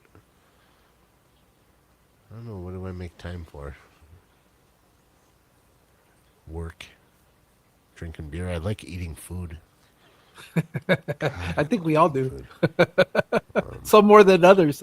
I'm one of the more than others. That's my Like- favorite. I like to eat it and cook it. Or actually, the other way around. I like to cook it and then you eat. I roll my own cigarettes, though smoking is bad. I just prefer to spend the money on other things, so you can save a lot of money doing that. Stuff your own tubes. I want to learn how to roll cigars. Yeah, that'd be cool. Looks like a really cool art. I've seen it done like on. It's impressive. think They make Mr. it look Rogers had so something. easy. Yeah. I know it can't be that easy where everybody else would be doing it. Right? Right. Can you imagine getting carpal tunnel from doing that? Well, I don't even know if they, because I've seen where they do them at the factories, you know, in the Dominican Republic or wherever the cigar places, the factory, and they're cranking out a cigar like 2 cigars a minute or something like that. Sometimes even faster, By you know, because hand? Yeah. they slow it. Yeah, when they roll them up, they'll grab all the leaves, bunch them up, and then they start wrapping them up, and there's like a binding process, and then there's the finishing process where it makes it look nice and neat and aesthetic, and that takes a little bit longer. Well, not them; they do it so quick, it's not even funny. I mean, they're cranking out hundreds by the day, not thousands, by each roller. I forgot. I remember hearing a document on that, and those they have a quota that they a bare minimum that they have to do per day, and it's just one person will sit there and they'll roll out all these cigars, and they're walking out with big stacks of them too. So, Wow. and they don't get paid anything for it. Yet the manufacturer is the one that reaps most of the benefits of that. Right. I think for you're paying about $15 for a cigar. The roller will probably be lucky if he gets $1 for the day. Right. I say you gotta be some kind of celebrity roller. It's like this is hand rolled by so and so. Well, yeah, the ones that will get hired to do events, but it's and even then it's off of tips, and but usually the tips are pretty good. They end up making a lot more than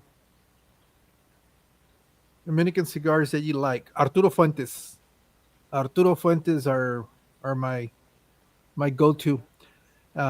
That and Padrones if I want to spend a little bit more money.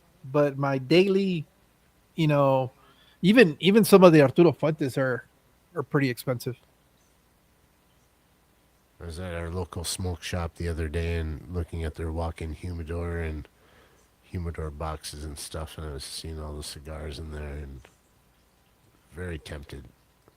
Almost bought one, but I have no idea. I'm not someone that knows much about them, so. Yeah, no, But I it's should, it's a whole other rabbit hole. You can get an expensive hobby real quick. yeah, You can start off relatively inexpensive. That's how I got in. That's how most people get in because you'll find even the websites. They'll sell you a starter kit for like $30. You'll get a nice little humidor that'll fit about maybe 10 cigars, 20 cigars, somewhere around in there. And then with the purchase of that, they'll give you like 10 cigars. Well, they don't give you. They sell you like 10 cigars. Oh, I don't have it here, but I still have the original lighter from when they gave me a nice little lighter with it, branded obviously with their company name and all that. It's not a bad way to get started. Obviously, you're not getting uh, some of the better cigars, but right, when you're starting out, it's like when people start yeah, getting into wines, you don't know a whole lot about wines, yeah, and the more you know, the more expensive it gets. right. But yeah, That's no, what I I found. It's like it. like I could just go in there and any mini miny mo and just pick one, and I'm sure. Well, that if you go to I would if you go like to it, your local lounge, more than likely anything you grab off of there is going to be pretty decent. right, And if you even ask them, hey, I'm kind of new to this, I like to get something that's pretty good but won't break the bank. They're really good about giving you really good cigars that are brands that are just starting off, so they don't have that name recognition, so they don't garner the big dollars. mm-hmm, And a lot of the times you get some quality cigars for relatively inexpensive money. And I even still do that periodically when I want to try um, something because the problem with cigars, at least with me, is you fall into a pattern of the ones you already know you like, yeah, and the price ranges. So sometimes you just feel like having something just to keep you busy. So you'll go with something a little bit inexpensive. And then there's days where you want to treat yourself and you'll have something like middle of the market, middle of the road. And then there's like the very special occasion, something you really want to celebrate. And for those, you're probably going to be spending, upwards of $30 per stick. It's not uncommon to spend like $50 on a cigar. I know Mike from MNC Aquatics, the Gurkha, the Majestad, that was like I think $1,000 cigar, which is not really worth it, but it was just kind of one of those it was more because of what it cost that people wanted to smoke them. right, But yeah, I don't think I saw a review where the guy would say, "Oh, this is definitely the best cigar I've ever smoked." right. It was more of a flex. Well, like just like super old and it burnt up in 3 seconds. Yeah. That's what I Well, think. there's a whole, there's a whole debate on that. It's like I said, it's a whole other, based on it. Someone will say that Yeah, they're better because they're aged longer, and some guys will tell you no. Well, that tobacco was picked at its prime moment when it was picked, and now was probably the best time to smoke it. And now you waited this many years down the road, and it's really lost its purpose of why Right. it was harvested at that time. So there's a lot of different of opinions. It's everybody. Some people will say you should let them age. Some people will say that it's best to smoke it when it was meant to be smoked. So Right. it's all based on your personal. At the end of the day, it's what you like. It's like this Well, hobby. It's what you like. Do it. The way you want to do it, like Jim says, and yeah. it's you're not doing this to appease other people. You're doing it to satisfy yourself. So I like go what makes you happy. backwoods cigars. And they're Yeah. probably not even considered real cigars, No, they're not. in the I foil forgot that. packs. They were Those are hand the rolled kind of though. The stuff. one end would be a little bit fluffy, just the original tan It's pack. not even. I It's haven't not been even able to find them a anymore. real tobacco leaf wrapping on some of those. It's kind of like a That paper one that is. looks like. The backwoods were the real leaves. The problem Um, with those cigars, and I didn't know this until I really started getting into cigars, is that I don't know if you've ever seen them where they're making the cigars, they trimming all these ends off of them. mhm. Well, all those extra ends, they don't throw Grind it them up. away. No, they collect them and they put them in a bag, and that's what goes to make all those other, like the bottom tier cigars, like Cigarillos Black and and Milds, yeah, your all the Swisher Sweets. Swisher It's sweets. Yeah, it's and they jokingly say that it's the sweepings of the floor because sometimes they'll do that. So they're saying, no, you shouldn't smoke those because you don't know if you're smoking like trash that's been on the floor. right. People are walking back and forth. So that's why they get criticized so much. But I don't know. I just remember the backwoods, at least in the maybe late '90s. The paper packs. They were called, yeah. Well, they were a paper foil, almost like old chewing tobacco would come Hmm. in, soft pack, and be like 4 or 5 of them in there, right? Yeah. But those had a natural leaf wrap. I mean, it looked like someone rolled it by hand. It wasn't like a Swisher Sweet brown paper thing like that. Mm. But it wasn't like a traditional big thick cigar. It was almost like someone just was in the back 40 and rolled up something quick, you know. Yeah. And you can tell when, well, at least now that I've, it's like anything else. The more you learn about it, the more you're able to identify things. But a lot of the lower end cigars will just have what looks like a bunch of like a cigarette. It's just a bunch of little Shred in pieces there. of tobacco. Where I guess a quality cigar, for lack of a better term, it'll be entire leaves. So it'll Yeah, you be see it's if you chop it, it's yeah, got it's just like the long pattern rolled long in there. long pieces of leaf because they'll bunch them up. That's what they do is they'll grab whatever amount of leaves and they'll bunch them up and fold them over, but it'll be an entire piece of leaf. It's not just like this finely chopped, like a Right. cigarette. Like how you get a cigarette and Mm-hmm. and sometimes you would expel the tobacco that's inside.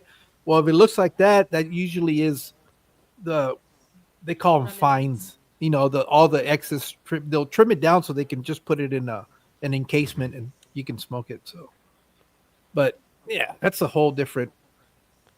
That's whole making me want different. to go buy one now. Yeah. Well, you know what? The reason I got into I've always tried to remember why I started smoking cigars.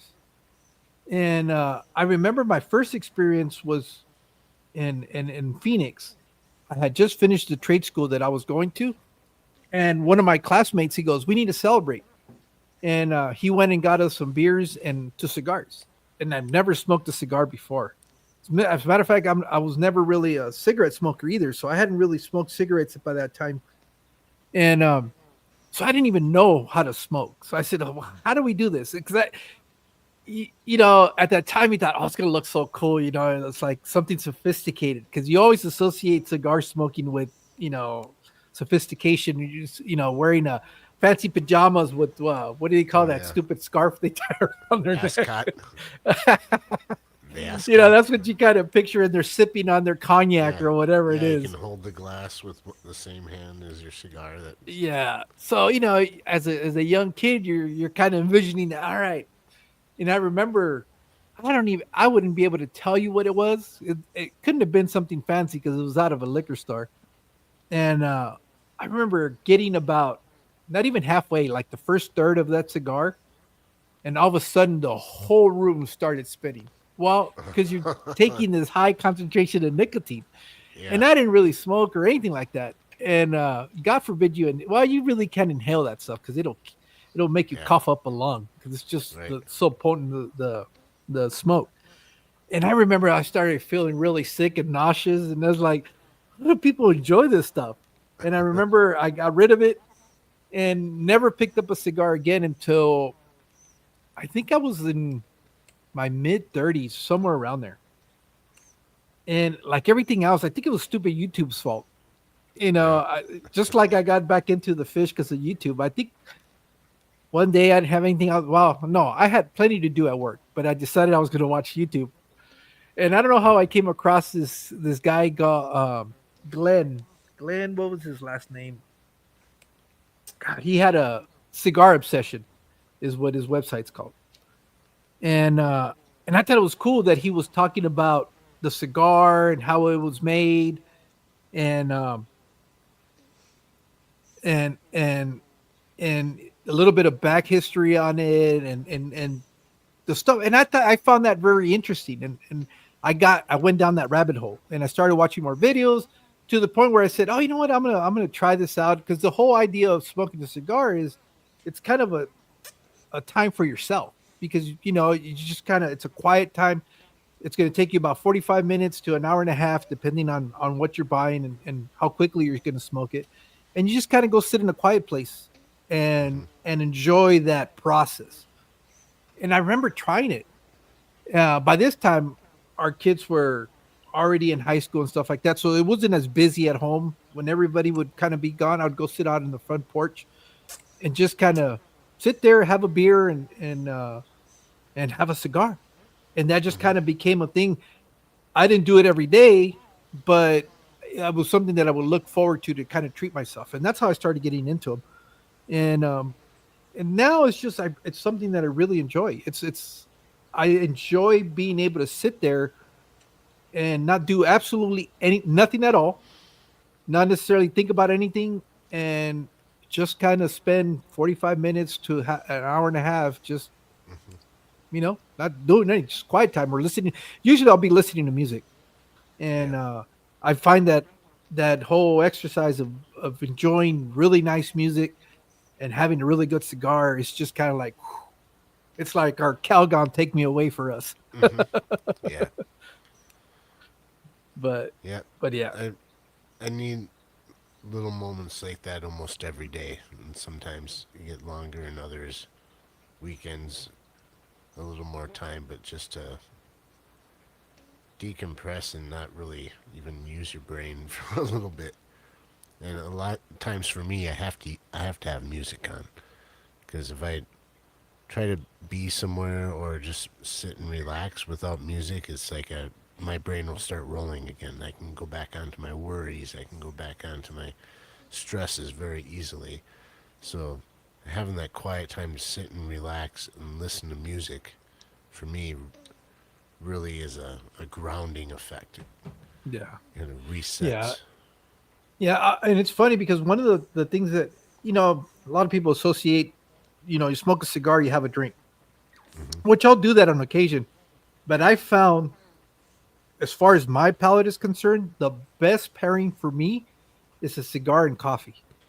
I love, Yeah. that's my favorite thing. And then because I'm having coffee, usually like a nice, like this time of the year is my favorite time of the year to smoke, because I can go outside, sit on our porch.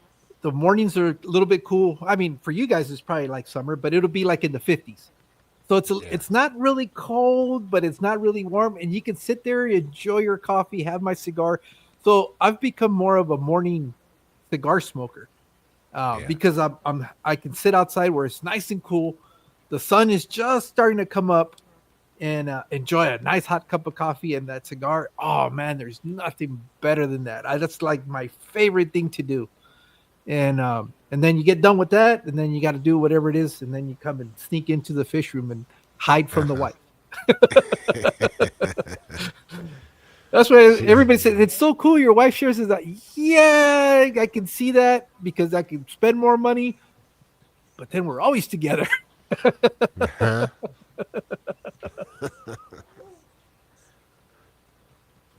At least we both like this, but to tell the truth, I spend a lot more time out here than Katie does. Yeah. Well, especially with the baby now. Mm-hmm. That really is kids. They really do consume a lot of time. I don't care what hobby or whatever it is you're doing. Even if you don't have a hobby, Yeah. once you have kids, it's like everything's about the kids. Everything. It should be that way. I think that Yeah. if it isn't that way, then you're not being a parent because Yeah. they just require attention, and it isn't bad. I mean, especially when they're like River here. She's freaking adorable. Sleeps through the night. Just a joy of a baby to have. Yeah. So it makes it easy. And I think when it comes down to any kind of stressful stuff for kids, for me, it's a selfish thing. It's like, I want to get this done. But no. She's hungry again. She's waking up. And it's like that. I don't know where that comes from. I think that's just the selfish side of me that you get used to doing the things you normally do. But it's really not a pain. It can feel like a bummer at first, but then as soon as I put down what I'm doing and give her the attention that she needs, pretty soon I'm enwrapped in that. And it's not bad. But there are some people out there that's like they can have kids and it doesn't let them stop anything that they're doing in their life, and I just wonder how happy that their child's really going to be. Yeah. Well, guys, you guys have given me almost 2 hours of your time. I really Yeah. want to say thank you. Is there? Well, obviously, it's hard to say if there's your guys' future plans because I know the baby's always going to be priority over Wow. anything that you guys could Well, possibly want to do. can still have Um, plans. So, anything you want to share with us before we get out of here? Eventually, my tank is going to be mine and not for goldfish. Well, that's probably when the weather gets warm Yeah. again, huh? Yeah. Yeah. We're I'm getting kind of guppy area set up, sorting out some endlers, and I want to dabble in breeding with them a little bit. I mean, they're already breeding. They're guppies. They breed anyways. Yeah. But selectively breeding stuff in smaller tanks. I've got plans for getting a centralized air pump in here to do more air-driven filtration. And now that I'm working at a lumber company, I can get some good price on some wood where I want to build some different racks.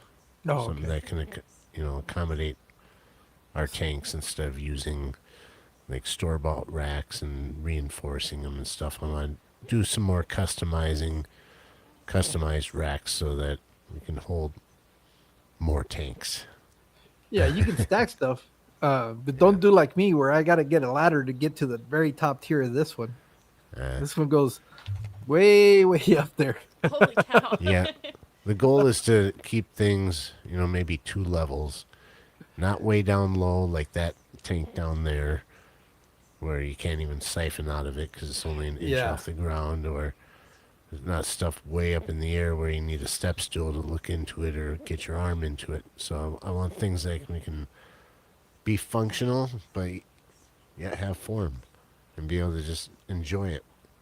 And we've been doing a lot of work out here, so plans are coming along, but that's, I think, biggest thing is getting some water source out here. We talked about that before, digging the line and stuff. But I got some other ideas. I'd like to get some big containers to hold water and just get them filled up, and then when it comes time to top off or do any kind of a water change if needed, we got the water here, and I'm not sitting hauling buckets over and over again. Yeah, it's nice. It does change the whole dynamics of the fish room where you can just have a tap where you can just run a hose, even if you're not automated. I kind of believe what Corey was saying that I do from Aquarium Co-op, where he's gone through the whole process of doing manual water changes to going automized, and now he finds himself going back to kind of getting your hands in the tanks. And I think if you're really trying to breed stuff, it's important because when you set them up on automatic, you tend to forget and neglect it because you know the water changes are happening. The other way, you're constantly, messing around with the tanks, looking in them, and you're going, "Oh shoot, I got eggs back here. I didn't realize that." So it kind of makes you get back into it, even if it's semi-automatic, where but still being able to actively have to do, the work on it, or the maintenance on it. I think it's true. It just helps you if you're trying to breed stuff to pay more attention Yeah. versus just kind of coming in and going, "Yeah, everything looks okay." Yeah, I wouldn't care for too much automatic. I don't mind automatic lights. I don't mind efficient filters, things like that. But it's the feeding of the fish and the work on the tanks that's, It's the connection. yeah, it's like working in your garden or working. Yeah. To me, working in the tanks like going out and planting new plants or rearranging rocks and making things pretty and work. And there's a connection there. That's the enjoyment, the relaxation that you get out of doing that. If it's all just set up, and you might as well just buy some flat screen TVs and hit play on some kind of, footage of an aquarium just so you can look at it. To me, it's getting your hands wet, Yeah. spilling some water, playing with fish poop. I know you're talking about efficient filtration, and I know we kind of alluded to this a little bit, but based on your experience, now that you've tinkered around with filtration, have you found one in particular that you guys kind of prefer, or are you kind of guys in the same boat where I am, where it all works? Just depending. I think for me, filtration is more application. What am I trying to do? That's going to determine what kind of filtration I'm going to use. But I don't know what's your guys' Yeah. opinion on that. I think it depends on the tank. Yeah. I mean, we have quite a few different types in the fish room, and what's been working for us, we just left it. Such as like the Timu filter, and then we have the FX6 and the 200 and some gallon behind me, and that's been doing just fine. And then other than that, it's just general hang on the back or sponge filters, Canisters. canisters. There's some filters. See, I like the sponge filters in our smaller tanks. It just makes it easier, and you're not using 100 plugins. If you've got a rack of 9 or 10 10-gallon aquariums, you're gonna need 2 power strips, just to plug in all those hang-on backs and using all that power, and you can use one pump to rule them all. It just seems more efficient that way. There's some hang-on backs that don't work so well with certain planted tanks, like our Tidal, which we're not using at this moment. I want to clean it up. I got some ideas for it, but it's got that surface skimmer, towards the top. We used it in the 75 behind me for a while, and I just found that it just kept getting clogged with floating plants, Yeah. duckweed and stuff. Just whatever, it just kept going in there and blocking. Because even though it's got a stem to suck in water, most of the water that goes into those Seachem tidal filters comes in through that mesh gate at the top, the surface skimmer. And that filter would get clogged up all the time. So using something like that on that sort of tank doesn't work so well. So far, like Katie said, we use a lot of different ones. I've been in favor of these sponge filters since I've gotten into them, though. They're easy to take care of, at least for me. Sometimes you do have to take them out and kind of clean them up a little bit because they'll get clogged up. There's other ways around that, but something that isn't driven by motor and such is just the simpler the better, and it seems to work just fine. Yeah. Yeah, no, I think what happens, especially with when it comes to filtration and you have more, I like to say more than 3 tanks. If you got more than 3 tanks, your best bet is going to be air driven because you're not going to be tying up, like you said, a bunch of outlets.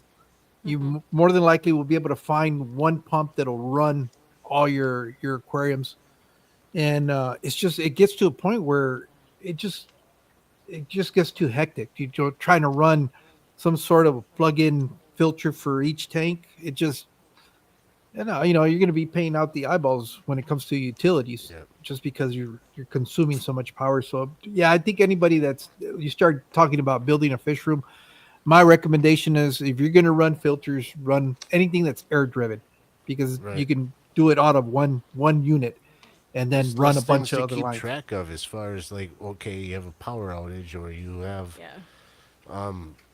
just hang on back. Certain ones are infamous for getting too dirty where they'll just stop. Or if the power goes out, they won't turn back on again. And it's that many more checks that you have to do after the lights come back on. Or I'm constantly checking hang on backs and make sure that they're still actually pumping, that they didn't just get all clogged up. And it's just so much easier with, at least for me, in sponge filters. You can see the bubbles are coming. That line's connected. You're good. And if you have one pump that does it all, it's easier to plug that one pump into a power source that's for backup. Say you have some kind of battery and an inverter. When the power, if you lose power or you're off the grid or whatever, it's easier to plug in that one pump than to try to network all the different tanks have their own plug-in. Yeah. That happened to us a couple times, and I'm just like, this has got to change because, Yeah. if there Well- was ever a serious long-term power outage here, we'd have some issues. Well, not only the power outage, but look what happened yesterday. That screeching noise. Oh, for the suction on there, Yeah. the water got too low, and there was a slight opening on the intake on that FX6, so that the water level dropped below that part, and it started like just making screechy sounds. It sounded like a rat trying to die or something. Like, what the hell is that? But don't normally have to worry about that with air driven. It's simpler the better. But I do like bog type filtration, which we haven't really done ever since we redid things in here, and using plants for filtration, infiltration systems. That's more plans that we have in store to design that sort of thing, because it Yeah, works great for both things. You can filter your water, keep your aquariums clean, and then also grow these beautiful plants. So basically an aquaponic type balance with filtration involved. Yeah, that's kind of what I started recently. That's like the newest thing that I've done in here is incorporating like houseplants into the tops of the aquariums because I like the look. That's one thing, and then the added benefit that it helps you reduce your nitrates in your aquarium. Well, it's a win-win deal for that. I'm still learning though which plants you can actually do that with and which ones you can't. I've killed plenty of plants. Well, just keep experimenting and see how far down you can dip them before they start turning brown, and then pull them up a little bit and most plants do great, no matter what, if you just keep their roots in the water and keep the water flowing around them, so it's Yeah, not stagnant, and they're good. yeah. I think for me, what it is, it's the temperature, and that's where, like right now, all these plants that I have that are immersed are loving it because the temperatures are relatively cool, and um, it's not as dry right now in here. But in the summer, when it gets cooking in here and it's very dry, even if they're in here and they're not in the sunlight, they start drying out. They start browning out because it's too hot and too dry. I can't keep the moisture up enough in the summer. Uh, but you know, so right now a lot of them that were kind of you know having a hard time struggling right now, they're loving it. They're going bananas. And we're always summertime here is a time for too much humidity and too much moisture and problems. That's why we got the dehumidifier now. And wintertime, we don't really need to worry about it that much. It runs a little bit so far, but by summertime, it'll get warm in here from the sun beating down, and then the humidity will go up to like 80% in here or more, It's and crazy. it damages stuff. It gets bad. So sorry, we got the opposite problem in the summertime. Still got the heat, but heat's usually not a big issue as long as you got the moisture in the air. You know, plants love Yeah, a hot jungle as long as they stay moist. yeah, Moist. We're allowed to say that on here. yeah. Moist. Yeah, no, and even the plants in the aquariums right now, they're just going bananas. But Yeah. my Amazon source, all everything, I know, like I can't really keep like the ferns, the Java ferns, and all that stuff.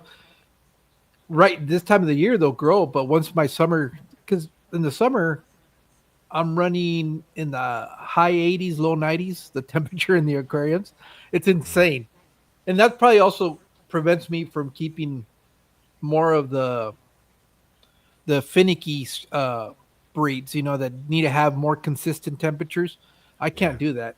Everything that survives in here is going to be pretty strong and it'll probably do pretty well just about anywhere because they go from extremes.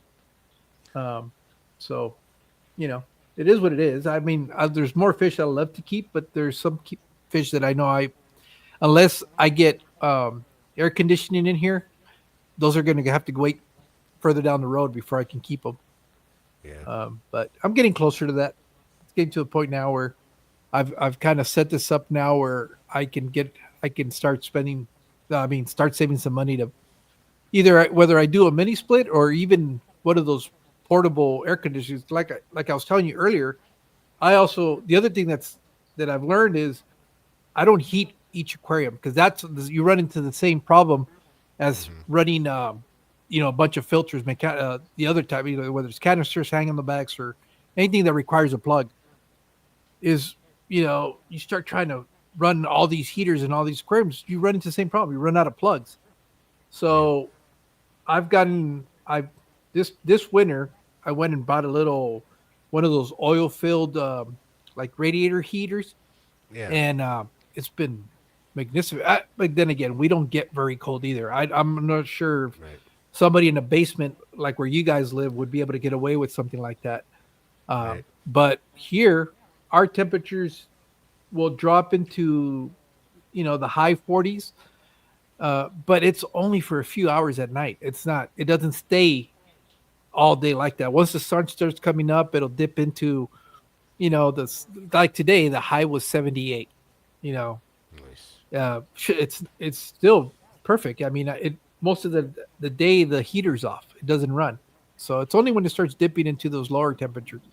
And then what Yeah. it's nice is that radiant heat will warm up the aquariums. Not so much these are small, but the 150, the 125, the 55s, the 75s, and they'll when the temperatures drop, they'll act like heating units too because Oh yeah. they've been absorbing heat all day long. Yep. All that water and just retains the heat. Hmm. So But well, guys, we're at 2 hours. There's probably more that we could have talked about, but we didn't get into it because we started talking about music. Oh, well, we'll just have to do it again. Oh yeah, you bet. Just as a reminder for those of you guys that are here, on Monday, I'm finally going to be able to finish my conversation with Stefan from Lush and Salty Aquariums. He'll be joining me, Nice. so hopefully we'll see you guys then. I want to thank everybody that hung out with us, and just say thank you so much. I've been gone for quite like 3 or 4 months since the last time I did the live stream. I think it's been 2 months Oh, since I really? did Jeremy from Aquarium Domain, and you guys just picked up right where we left off. So I want to say thank you for that, and we'll catch you guys soon. And Jake and Katie and River, thank you for giving me 2 hours of your day. Thank you for having us, and thanks everybody. Yeah, absolutely. It's our pleasure, man. It's an honor to be your friend. It really is. And it's just anytime that we can be online together and hang out and chat is cool.